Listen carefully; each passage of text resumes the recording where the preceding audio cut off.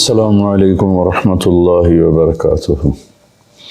بسم اللہ الرحمن الرحیم والصلاة والسلام علی رسولہ الکریم وعلی آلہ واصحابہ اجمعین، اما بعد۔ میرے محترم بھائیوں اور بہنوں، رمضان المبارک کا رحمتوں والا برکتوں والا مہینہ چل رہا ہے۔ اللہ تعالیٰ اپنی رحمتوں سے ہمیں نوازے اور ان اعمال سے ہماری حفاظت فرمائے جس سے رحمتیں اٹھ جاتی ہیں۔ ابھی ایک حدیث میرے ذہن میں آئی جب میں ریکارڈنگ کے لیے آ رہا تھا، میں نے چاہا آپ سے بھی شیئر کروں۔ یہ دو حدیثیں ہیں، ان کو جمع کر کے میں ایک نتیجہ اخذ کرتا ہوں، وہ آپ کے سامنے پیش کرتا ہوں۔ اللہ کے نبی صلی اللہ علیہ وسلم مدینہ میں تھے تو جبریل انسانی شکل میں آئے اور آپ کے سامنے اتحیات کی شکل میں بیٹھ گئے اور آ کر آپ سے پوچھا مل اسلام، یا رسول اللہ اسلام کیا ہے؟ عمر رضی اللہ تعالیٰ عنہ فرماتے ہیں کہ ایک نوجوان تھا، وہ آ کے مجلس میں بیٹھا تو شدید بیاض الثياب وشدید سواد الشعر لا يرى عليه اثر السفر ولا يعرفه منا احد۔ ایک نوجوان آیا، سفید کپڑے، اس سے اندازہ ہوا کہ مسافر نہیں ہے، کیونکہ اس زمانے کا سفر تو کپڑے سارے ہی خراب کر دیتا تھا، اور اگر وہ مسافر نہیں تو لا يعرفه منا احد، ہم میں سے کوئی اس کو پہچانتا بھی نہیں۔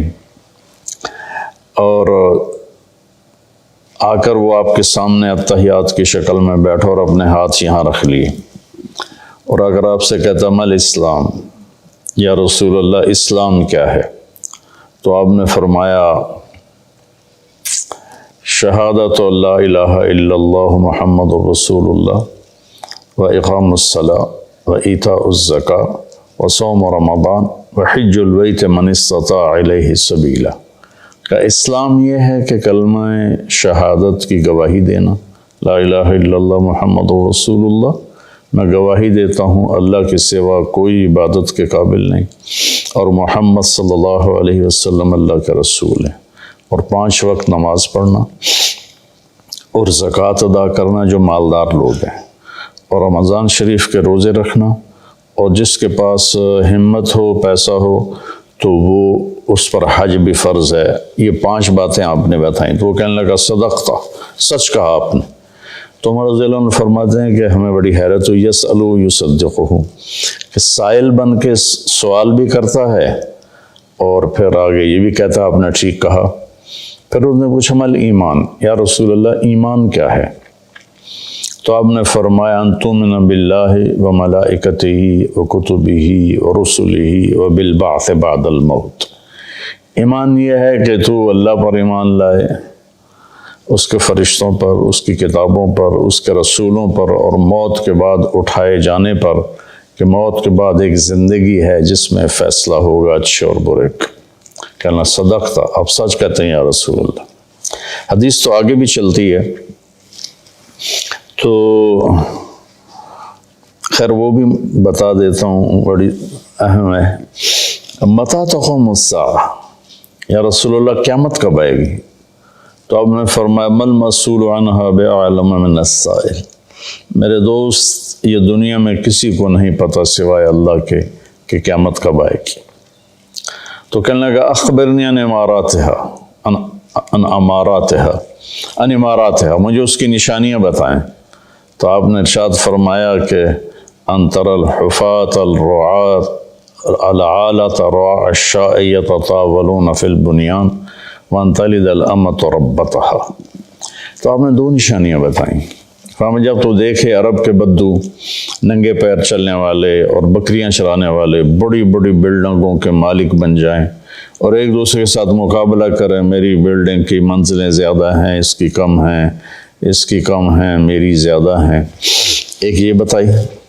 اور دوسری یہ بتائی جب تو یہ دیکھے کہ بیٹیاں بھی ماؤں کو ذلیل کرنے لگ جائیں، یہ خاص طور پر بیٹی کا ذکر کیا کہ بیٹے عام طور پر زیادہ سرکش ہوتے ہیں اور بیٹیاں اکثر دھیمے مزاج پر ہوتی ہیں، ماؤں کا ساتھ دیتی ہیں۔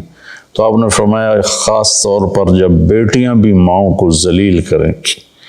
جب بھی میں حدیث بیان کرتا ہوں تو مجھے ایک واقعہ یاد آ جاتا ہے۔ ایک بیٹی اپنی ماں سے کہہ رہی تھی بھونک نہیں، بھونکو مت، بھونک نہیں، وہ ہماری زبان میں تھی، بھونک نہیں۔ اور اس کی ماں کچھ بھی نہیں کہہ رہی تھی، صرف اس کے خاموش آنسو ایسے بالکل لڑیوں کی طرح بہہ رہے تھے، ایسے ایسے ایسے ایسے ایسے۔ تو آپ نے فرمایا جب ماؤں کی بیٹیاں بھی عزت نہیں کریں گی اور ان کو ذلیل کریں گی تو بس پھر سمجھو کہ قیامت قریب ہے۔ اس کے بعد وہ اٹھے اور چلے گئے۔ پھر آپ نے حضرت عمر سے فرمایا بعد میں کہ جانتے ہو یہ کون تھا؟ کہا جی نہیں۔ کہا یہ جبریل تھے جو تمہیں دین سکھانے کے لیے آئے تھے، سوال کی شکل میں۔ تو یہاں اسلام کا جواب آتا ہے 5 ارکان اور ایمان کا جواب آتا ہے 5 عقیدے، اللہ پر، ملائکہ پر، کتابوں پر، رسولوں پر اور موت کے بعد کی زندگی پر۔ یہ 5 ہی اور 5 ہو، یہ ایمان، 5 عقیدے اور اسلام 5 اعمال۔ لیکن آخری حج میں جب اسلام مکمل ہو چکا ہے، پورا دین نازل ہو چکا ہے، الیوم اکملت لکم دینکم واتممت علیکم نعمتی ورضیت لکم الاسلام دینا، یہ عرفات میں یہ آیت نازل ہو چکی ہے اور دین کے مکمل ہونے کی خوشخبری دی جا رہی ہے۔ صرف اسی امت کو یہ خوشخبری ملی اور کسی کو نہیں ملی۔ تو وہاں عمر بن عبسہ رضی اللہ تعالیٰ عنہ ایک صحابی ہیں جو حج میں ہی شریک ہوئے۔ پہلے مکہ میں آئے تھے تو آپ نے کہا ہم بہت کمزور ہیں، ابھی چلے جاؤ، جب اللہ ہمیں طاقت دے گا پھر آ جانا۔ تو یہ کلمہ پڑھ کے چلے گئے اور پھر یہ آئے جب آپ حج میں تھے تو انہوں نے حجۃ الوداع میں سوال کیا۔ کس جگہ پر یہ ہو سکتا کہیں لکھا ہو، مجھے یاد نہیں، کہ یا رسول اللہ مل اسلام۔ اب جبریل مل اسلام اور یہ بھی کہہ رہے ہیں مل اسلام۔ جبریل کے جواب میں 5 اعمال، کلمہ، نماز، روزہ، حج، زکوٰۃ۔ یہاں کیا ہو رہا ہے؟ مل اسلام، یا رسول اسلام کیا؟ اب اسلام مکمل ہو چکا ہے۔ جبریل، حدیث جبریل میں پہلی بنیاد کو بتایا ہے کہ یہ 5 اعمال بنیاد اسلام ہیں، یہ نہ ہو تو اسلامی نہیں ہے۔ اب یہاں اس کی آخری چھت کو بتایا جا رہا ہے کہ چھت جو مکمل ہوتی ہے تو گھر کہلاتا ہے، چھت نہ ڈالی گئی ہو تو گھر نہیں ہوتا، رہنے کے قابل نہیں ہوتا، نہ خود رہ سکتا ہے مالک، نہ کسی کو بلا سکتا۔ جب وہ چھت ڈال لیتا ہے تو خود بھی رہتا ہے، مہمانوں کو بھی بلاتا ہے۔ تو اب یہ جو حدیث پاک ہے نا، یہ اسلام کی آخری چوٹی کو بتا رہی ہے۔ وہ کہتا ہے مل اسلام، ایک اس قسم کا سوال ہے، جواب 2 ہیں۔ آپ نے کہا اطعام الطعام ولین الکلام، اسلام ہے کھانا کھلانا اور میٹھا بول بولنا۔ سبحان اللہ۔ اللہ تعالیٰ کو سخاوت پسند ہے، سخی سے اللہ کو پیار ہے، چاہے وہ فاسق ہی کیوں نہ ہو، اور بخیل سے اللہ تعالیٰ کو پیار نہیں ہے، چاہے وہ تہجد گزار ہی کیوں نہ ہو۔ جو پیسے کا پجاری ہے، یحسب مالہ اخلد ان مالہ اخلد جمع مالا وعددا، تو یہ اللہ کو انتہائی ناپسند ہے جو پیسے جوڑ کے نہ اپنے اوپر خرچ کرتا ہے، نہ بچوں پہ خرچ کرتا ہے، بس مال بڑھا رہا ہے، کاروبار بڑھائے جا رہا ہے۔ تو یہ اللہ سے اس کی دوستی کبھی نہیں ہو سکتی۔ تو اطعام الطعام، کھانا کھلانا، ولین الکلام، اور نرم بول بولنا، نرمی والا بول بولنا، نرمی والا بول بولنا، نرمی والی گفتگو کرنا، یہ اسلام کی انتہا ہے۔ تو کھانا تو بہت لوگ کھلاتے ہیں، لیکن زبان کا بول نرم ہو، میٹھا ہو، یہ امت سے نکل گیا ہے، کم از کم بر صغیر سے تو نکل گیا ہے، باقی دنیا بھی پھرا ہوں، دست و گریباں ہیں اور پیچھے زبان کا بول ہے، رشتے ٹوٹ رہے ہیں، محبتیں ختم ہو رہی ہیں اور خاندان بکھر رہے ہیں، اس کے پیچھے کہیں کہیں جائیداد کے جھگڑے بھی ہیں، لیکن زیادہ جس چیز نے آگ لگائی ہے وہ ہے یہ زبان کا بول۔ میرے نبی نے حضرت معاذ بن جبل رضی اللہ عنہ سے فرمایا، معاذ تمہیں ساری شریعت کا خلاصہ بتاؤں؟ تو انہوں نے کہا جی کیا ہے؟ تو آپ نے ایسے کیا، یہ دیکھیں میری 2 انگلیاں، اور یوں زبان کو اس طرح کر کے پکڑا، ایسے نہیں پکڑا،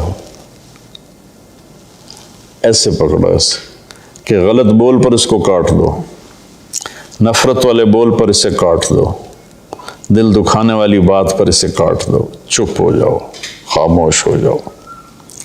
خاموشی بہت بڑا عمل ہے۔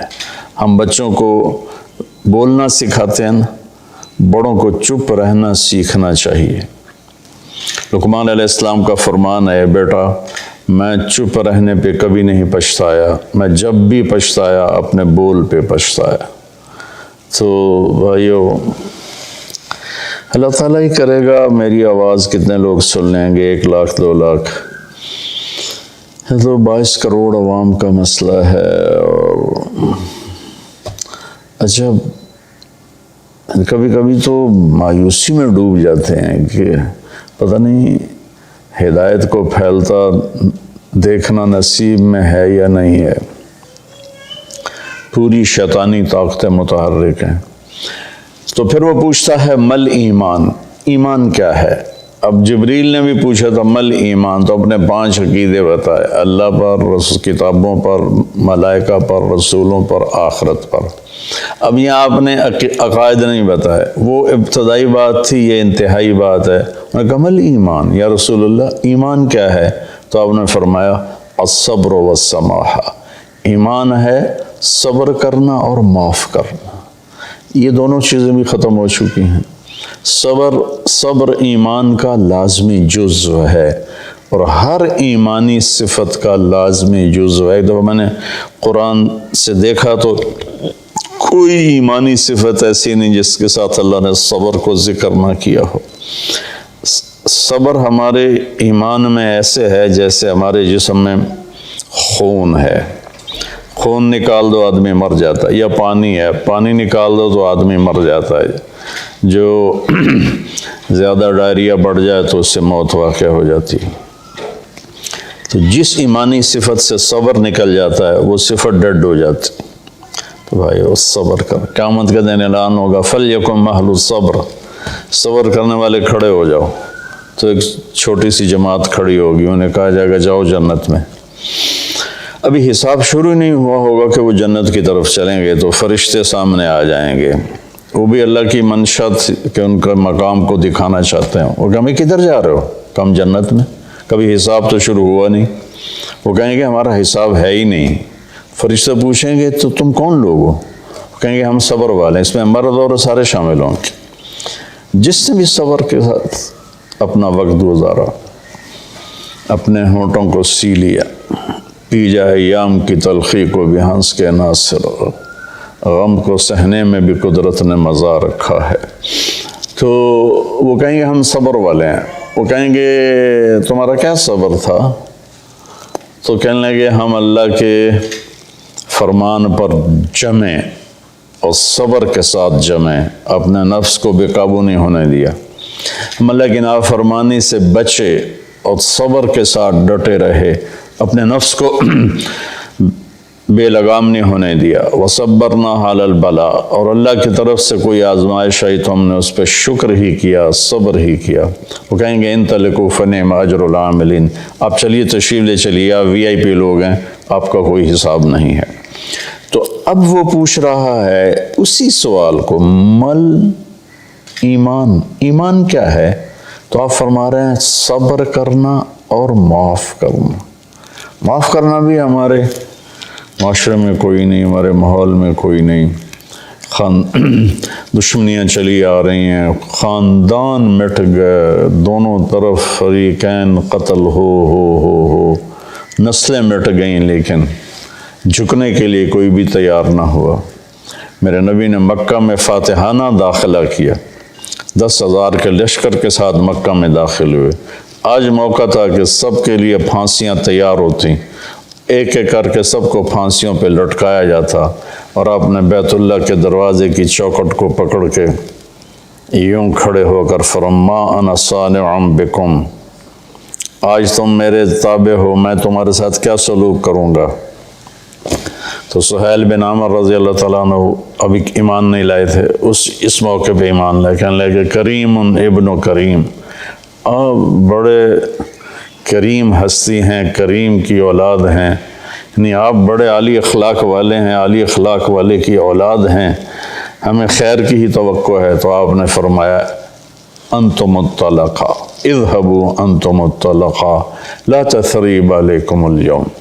میں وہ کہتا ہوں جو میرے بھائی یوسف نے اپنے بھائیوں سے کہا تھا، یوسف علیہ السلام نے، کہ جاؤ تم آزاد ہو، تم پر کسی قسم کا کوئی ایلیگیشن نہیں ہے۔ سبحان اللہ۔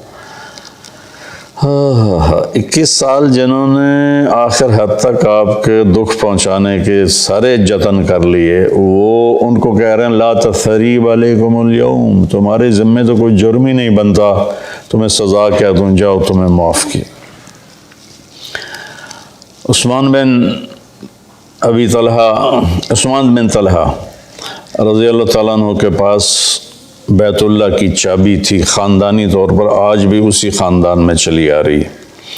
تو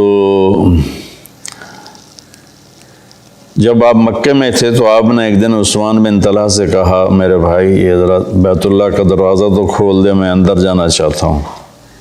اس نے اتنی بری طرح آپ کو ڈانٹا اور اتنی بری طرح آپ سے پیش آیا، لیکن آپ کے ماتھے پر ذرا بل نہیں پڑا۔ آپ نے کہا اچھا چلو، وہ کیا دن ہوگا جس دن یہ چابی میرے ہاتھ میں ہوگی، میں جسے چاہوں گا دوں گا۔ وہ کہنے لگا وہ دن قریش کبھی نہیں دیکھیں گے۔ جب مکہ فتح ہوا تو آپ نے عثمان بن طلحہ کہنے لگے آج میں تو قتل کر دیا جاؤں گا، تو وہ چھپ گئے۔ تو آپ نے حضرت علی رضی اللہ تعالیٰ عنہ علیہ السلام کو فرمایا کہ جاؤ اور عثمان کو پکڑ کے لاؤ۔ تو ان کو ڈھونڈتے ایک جگہ مکہ چھوٹا سا تھا، ایک جگہ چھپے ہوئے تھے، وہاں سے ان کو پکڑا، ان کے ہاتھ مروڑ کے چابی ان سے چھینی، اور چابی اور ان لے کر حاضر ہو گئے اور چابی آپ کو پیش کی۔ تو حضرت عباس رضی اللہ عنہ چچا پاس کھڑے تھے، کہنے لگے یا رسول اللہ اب چابی ہمارے خاندان میں کر لیں، ہم حاجیوں کو پانی پلانے کا کام بھی کرتے ہیں، بنو ہاشم کا خاندانی یہ ان کی ذمہ داری تھی حاجیوں کو پانی پلانا، زمزم سے پانی کھینچ کر۔ تو انہوں نے عرض کی یا رسول اللہ یہ بھی ہمیں دے دیں، چابی بھی ہمیں دے دیں تاکہ یہ دو قسم کی نعمتیں ہمیں حاصل ہو جائیں، بیت اللہ کی برکتیں۔ آپ نے حضرت عباس کو کوئی جواب نہیں دیا، آپ نے چابی ایسے پکڑ کا عثمان یوں کھڑے ہوئے تھے، ایسے ان کا سر اوپر نہیں اٹھ رہا تھا، کہا عثمان، تو نے شرمندگی کی سا یوں سر اٹھایا، کہا یہ کیا ہے؟ وہ خاموش رہے، کہا دیکھ یہ وہ چابی ہے جو میں نے کہا تھا، وہ کیا دن ہوگا جب یہ میرے ہاتھ میں ہوگی، اور یہ لو میں تیرے ہاتھ میں پکڑا رہا ہوں، قیامت تک یہ چابی تیری نسل میں رہے گی، کبھی تجھ سے کوئی لے نہیں سکے گا۔ سبحان اللہ۔ اب اس کا سلوک دیکھیں اور اللہ کے محبوب کا سلوک دیکھیں، کتنا تضاد ہے، کتنا فرق ہے۔ تو عثمان رضی اللہ عنہ کی اولاد نہیں تھی، تو چابی ان کے بھائی شیبہ بن طلحہ کی طرف منتقل ہوئی، اور وہ چابی آج تک چلی آ رہی ہے شیبہ بن طلحہ رضی اللہ عنہ کی نسل میں۔ کچھ سال پہلے اس کے متولی تشریف لائے تھے، ایک نکاح میں نے پڑھایا تھا تو اس میں وہ شریک تھے، تو میں نے آدھا بیان عربی میں کیا، آدھا اردو میں کیا، اسی کا ترجمہ اردو میں یا اردو والے کا ترجمہ عربی میں کر کے بہت خوش ہوئے تھے، وہ بہت دعا دی تھی انہوں نے۔ تو آپ نے وہ چابی ان کے حوالے کی۔ تو ہمارے ماحول میں معاف کرنا بھی نہیں رہا، تو ایمان کی، اسلام کی صفات کھانا کھلانا، میٹھا بولنا، اس کو بھی ترس گئے ہیں۔ اور ایمان کی صفات، صبر کرنا اور معاف کرنا، اس کو بھی ہم ترس کے رہ گئے۔ اس کے بعد اس نے پوچھا ای الاسلام افضل، سب سے اعلیٰ درجے کا اسلام کیا ہے؟ آپ نے جواب دیا تھا کہ ای الایمان افضل، اس کا بھی آپ نے جواب دیا کہ انہوں نے پہلے پوچھا اسلام کیا ہے، پھر پوچھا ایمان کیا ہے، پھر پوچھا سب سے بہترین اسلام کیا ہے، تو آپ نے فرمایا من سلم المسلمون من لسانہ و یدہ، جو کسی مسلمان کو ہاتھ اور زبان سے تکلیف نہ پہنچائے، یہ سب سے بڑے ایمان والا ہے، سب سے بڑے اسلام والا ہے۔ پھر اس نے پوچھا سب سے بڑا ایمان کیا ہے؟ تو آپ نے کہا اچھے اخلاق، حسن الاخلاق۔ ان دو پر انشاءاللہ کل گفتگو کریں گے۔ آج میں نے پہلی دو صفتیں اسلام ایمان، اب آگے آئے گا اسلام کا سب سے اعلیٰ درجہ کیا ہے اور ایمان کا سب سے اعلیٰ درجہ کیا ہے۔ السلام علیکم۔ غریب کا سال بھر کا روزہ، مل کر افطار کروائیں۔ اس رمضان مولانا طارق جمیل فاؤنڈیشن لا رہی ہے تقسیم رحمت رمضان راشن پروگرام۔ تقریباً 3000 مستحقین کے گھر راشن پہنچانے میں ہمارا ساتھ دیں۔ صرف 4200 روپے میں آپ بھی کسی کی مسکراہٹ کا سبب بن سکتے ہیں، تو جلدی کیجیے۔ مولانا طارق جمیل فاؤنڈیشن، اکاؤنٹ نمبر 127101044100786، میزان بینک، تلمبا برانچ۔